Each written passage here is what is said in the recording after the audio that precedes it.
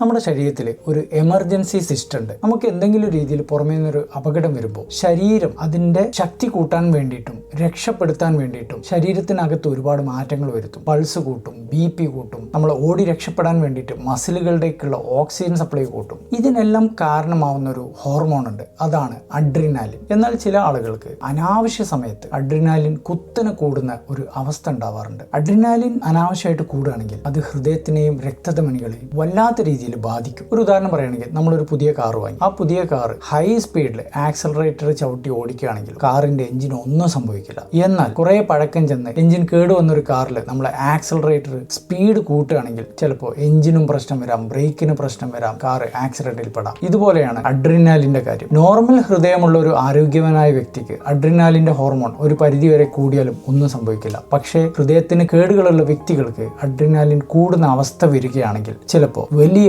അപകടങ്ങൾ സംഭവിക്കാം. ഇങ്ങനെ അഡ്രിനാലിൻ അമിതമായും അനാവശ്യമായിട്ടും കൂടുന്ന അവസ്ഥക്കാണ് അഡ്രിനാലിൻ റഷ് എന്ന് പറയാം. അഡ്രിനാലിൻ റഷ് വരുമ്പോൾ 3 അപകടങ്ങൾ സംഭവിക്കാം. ഒന്ന്, ഹൃദയത്തിലെ ഇലക്ട്രിക്കൽ പവർ കൂടുകയാണ്. ഹൃദയത്തിന്റെ മിടിപ്പിന്റെ താളം തെറ്റൽ സംഭവിക്കാൻ സാധ്യതയുണ്ട്. ചില ആളുകൾക്കെങ്കിലും അത് കുഴഞ്ഞു വീണുള്ള മരണം വരെ ഉണ്ടാക്കാനും സാധ്യതയുണ്ട്. രണ്ടാമത്തെ പ്രശ്നം, ഹൃദയ രക്തധമനികളെ കൺസ്ട്രിക്റ്റ് ചെയ്യിക്കുന്ന അവസ്ഥ, ചുങ്ങിപ്പിക്കുന്ന അവസ്ഥ. ഹൃദയ രക്തധമനികൾക്കകത്ത് ബ്ലോക്ക് ഒന്നും ഉണ്ടാവില്ല, പക്ഷേ ഇത് ചുങ്ങുന്നത് കാരണം ബ്ലോക്ക് ഇല്ലാതെ തന്നെ ഹാർട്ട് അറ്റാക്ക് സംഭവിക്കാം. മൂന്നാമത്തത്, ഹൃദയത്തിന്റെ പമ്പിങ് ഒരുപാട് കൂട്ടുന്നത് കാരണം ഹൃദയത്തിന് കൂടുതലായിട്ട് ഓക്സിജൻ വേണ്ടി വരികയാണ്. അത് പക്ഷേ കൊടുക്കാനും പറ്റുന്നില്ല. ഇങ്ങനെ ഓക്സിജന്റെ ഒരു മിസ്മാച്ച് സംഭവിക്കാം. ഇതും അപകടമാണ്. ഇനി ആർക്കൊക്കെയാണ് അഡ്രിനാലിൻ റഷ് വന്നാൽ അപകടങ്ങൾ സംഭവിക്കുക? പ്രധാനമായിട്ടും ജനിതകപരമായി ഹാർട്ടിന്റെ പ്രശ്നങ്ങൾ ഉള്ളവർക്ക്, ഹൃദയത്തിന്റെ ഭിത്തികൾ കട്ടികൂടിയ ഹൈപ്പർട്രോഫിക് കാർഡിയോമയോപ്പതി ഉള്ളവർക്കും, വെൻട്രിക്കുലർ ഫിബ്രിലേഷൻ ഉള്ളവർക്കും, ചാനലോപ്പതി ഉള്ളവർക്കും കുഴഞ്ഞു വീണുള്ള മരണം വരെ സംഭവിക്കാം. അതുപോലെ തന്നെ ഹൃദയ രക്തധമനികളിൽ പ്ലാക്ക് ഉള്ളവർക്ക് ആ പ്ലാക്ക് പൊട്ടിയിട്ട് അറ്റാക്ക് സംഭവിക്കാം. ചില ആളുകൾക്ക്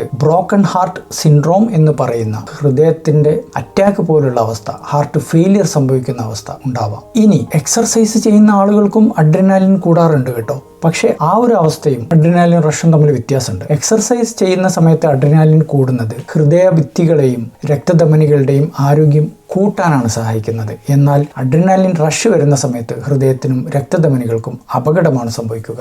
അതുപോലെ തന്നെ സ്ഥിരമായിട്ട് അഡ്രിനാലിൻ റഷ് വരുന്നവരുണ്ട്. ഒരു ഉദാഹരണം പറയുകയാണെങ്കിൽ, മയക്കുമരുന്ന് ഉപയോഗിക്കുന്നവർ, പെട്ടെന്ന് അഗ്രസീവ് ആവുന്ന ആളുകൾ, ഇങ്ങനെയുള്ളവർക്കൊക്കെ അഡ്രിനാലിൻ കൂടുകയും കുറയും ചെയ്തുകൊണ്ടേയിരിക്കും. ഇത് കാലക്രമേണ രക്തധമനികളുടെ പ്ലാക്ക് ഉണ്ടാക്കാനും കാരണമായേക്കാം. ചുരുക്കി പറഞ്ഞാൽ, നമ്മുടെ ശരീരത്തിലെ എമർജൻസി സിസ്റ്റത്തിനെ താളം തെറ്റിക്കുന്ന പല കാര്യങ്ങളും നമ്മൾ തന്നെ ചെയ്യാറുണ്ട്. സൂക്ഷിക്കുക.